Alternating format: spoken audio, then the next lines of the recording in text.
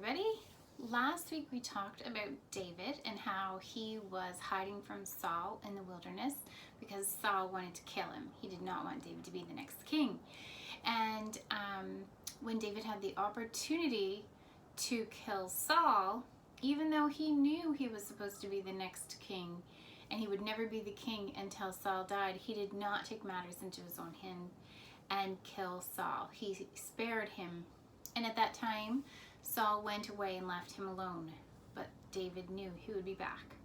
So David and his 600 men continued hiding in the wilderness, and they would see other people who lived in that area. Now, one of the men that they came across was Nabal. Now, Nabal means folly or foolish. And names had particular meanings often in Bible times, and his parents seem to have known him well.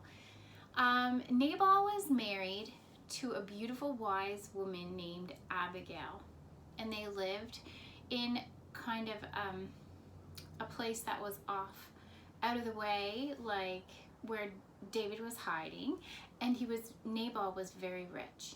He had 3,000 sheep and 3,000 goats. And all that, like spring and for quite a period of time, David was in the area, and he made sure that all the sheep and the goats of Nabal were safe. Now, Nabal had shepherds, but David and his men were there, so they just helped to keep them safe from Philistines and other Amalekites, other people that might have come in to take the animals from wild animals. They were just hanging around, and they made themselves useful by keeping Nabal's animals safe. Well, at the end of the season, when the sheep were going to be shorn, all their wool was going to be cut off and used, they would have a celebration, a great big party with lots and lots of food. Nabal would throw this party for all his workers, and it would be a happy time because they were going to make some money from all of this wool. So at the time, it would have been normal for someone to come to the owner of all the sheep and say, listen, I was helping your shepherds. Do you mind sharing some of your feast with me? And the sheep owner would be like, sure, here, join us, have some food. And David knew this. So when he heard it was sheep shearing time, he sent 10 of his men to Nabal to tell him that they had been in the area and they had been helping keep his sheep and goats safe, and would he mind sparing some of his feast for David and his men. Well, when the 10 men came to Nabal, remember, Nabal was folly. He was foolish. He was a hard-headed, selfish, egotistical man. And when they came to him, his reply was, "Who is this David?" As if he didn't know. Everybody knew who David was. What he was saying was, David, I don't like David. He's beneath me. I'm not going to pay any attention to David. He's not a powerful man at all. He's running away. In fact, he said to David's 10 men, he said, there are a lot of servants who run away from their masters nowadays. And he told them to go away. Well, when the 10 men came back and told David what Nabal had said, David was angry. How dare he? David said, we looked after his sheep and his goats all this time, and this is the thanks we get. Not one of his sheep or goats went missing or was stolen or killed during the time that we were here. He is in trouble now. Everybody grab your swords. So 400 of David's men grabbed their swords and David, and they went off to Nabal's house. Well, there's David getting angry. Nabal's servant overheard what was going on. I'm sure he saw the 10 men coming. He wanted to find out. Everybody's curious. He heard what had happened. He was so worried. He knew David was a warrior. He knew Nabal should have given him food for his men. He ran off to Abigail. Remember, Abigail was Nabal's wife. He came to Abigail and he said, Abigail, something terrible has happened. And he explained to her everything that had happened. And he said, David was in the fields and his men were there and we didn't lose one sheep, not one goat, the whole time they were there. And Abigail said, thank you for coming to tell me. He said, you can't talk to your husband. He is such a man, you can't even talk to him. And she said, oh, I know. She'd been married to him for a while. She knew what he was like. In fact, by this point in the day, the feast had already started. And Nabal loved to eat and drink alcohol. And he was already getting drunk. And she took one look at him and she said, you still can't talk to him. I'll have to handle this myself. So she put together a bunch of food.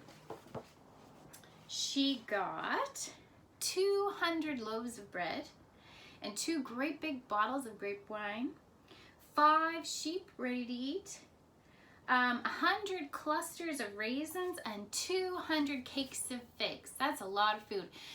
They must have had a lot of servants. They were helping her. They packaged it all up. They put it all on donkeys. She said, go, go, go. And she wanted to catch David before he came back. The servant had said he saw David's face. He knew David. Well, he saw the servant's face. He knew David would be back. He knew what kind of man David was, that he was a warrior. So she also, Abigail, went herself. She did not send a servant. She got herself ready, got on a donkey, and followed all the food on the path, on the way to where David was. So David would have met all those donkeys full of food and been wondering what was going on. And then Abigail came, and as soon as she saw David, she jumped off her donkey and kneeled down. And she said, oh David, please forgive me.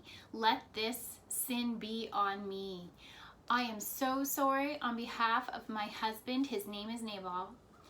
Folly is with him. But I have brought all this food to you.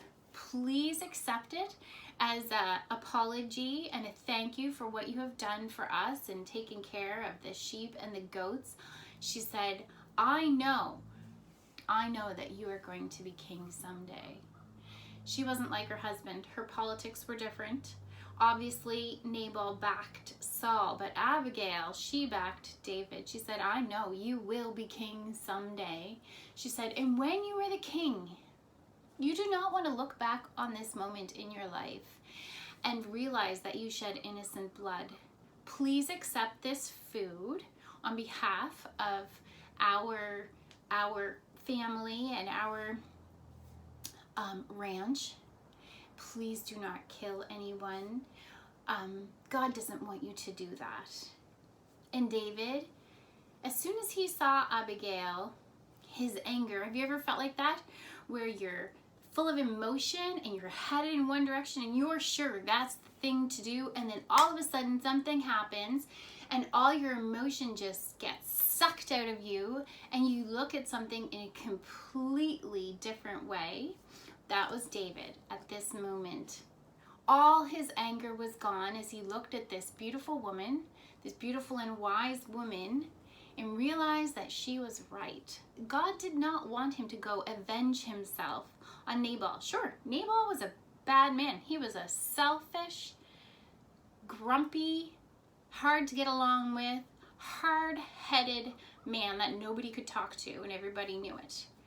But David realized he should not avenge himself on Nabal. His emotion was gone, and he said to Abigail, thank you for coming and showing me the right thing to do. God sent you to me to keep me from this evil. So he took the food and went back to where they were staying, and Abigail went back home. Well, when she got back, Nabal was completely drunk, so she did not bother talking to her husband about what had happened and how she had just saved his life and the lives of all their servants And she just went to bed. And the next morning, when some of the alcohol had left his system and he was able to think again, she came to him and told him what had happened. When Nabal realized how close he had come to death because of his smart mouth and his bad attitude, he was so scared that his heart stopped within him. And he was paralyzed for 10 days. And then finally he died. And that was the end of Nabal and his foolishness.